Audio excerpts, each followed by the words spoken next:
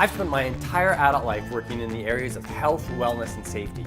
I've had the fascinating experience of working in crazy industrial environments, places like hospitals, maximum security jails. I've even been in little tiny fishing boats that were completely immersed in huge swells of water. I've been deep underground in mines, all kinds of construction sites. I've even been in massive commercial kitchens.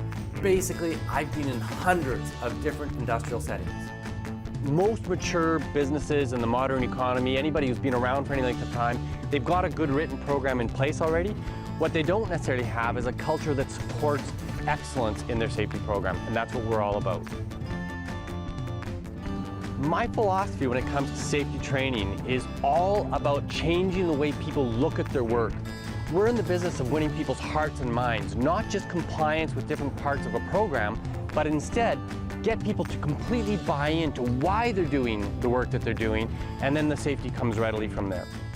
We've got to change the conversation. We said we want a goal of 75% of the time that you're having a conversation with somebody, that conversation needs to be about safety, about how to keep these men, and they were mostly men, very few women in this workforce, how do we keep these men coming home to their families at the end of every day? That's got to be part of what you're talking about at all times.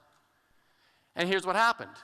Over the next number of weeks, that ratio went up and up and up. And we coached them a little bit about how to make these conversations happen. It wasn't that hard. You could still talk about productivity, but you had to say, we're going to move those trees from over here to over there. How are you guys going to get that to be done safely? Same conversation about productivity, but all we did is we added an element that said, how do we do it safely? And these numbers showed that the supervisors were getting it. And as the weeks went by, look at it.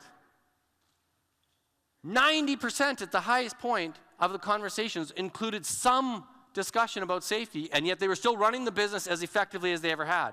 In fact, we'll come back to that point. Now, here's what was happening at the same time. These folks who were hired by us to monitor what the supervisors were saying were also, unbeknownst to the supervisors, looking for unsafe behaviors in those workplaces. So they were simply taught to look for some of the most basic safety violations in the forestry industry. And when the surveys first started, they'd see that about 11 unsafe violations could be seen at any workplace at any given time.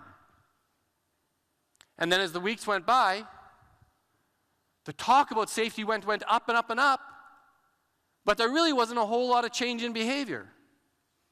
There was something going on here. The workforce was waiting to see if there was something real about this. Is this conversation that's going up about safety, safety, safety, safety, is it really meaningful? And until they started to believe it, they didn't change their behaviors. And then this happened. Can you see how quickly this turned around? How impactful this was? Could you imagine in your own workplaces if you could have a 90% reduction in unsafe behaviors simply by changing the conversation, changing what's going on in people's hearts and minds about the work? They did the processes, the job safety procedures, very much like they had done before. But now they felt differently about the work. They believed that the company cared that they did it safely. And this was new, and it resulted in changes of that magnitude.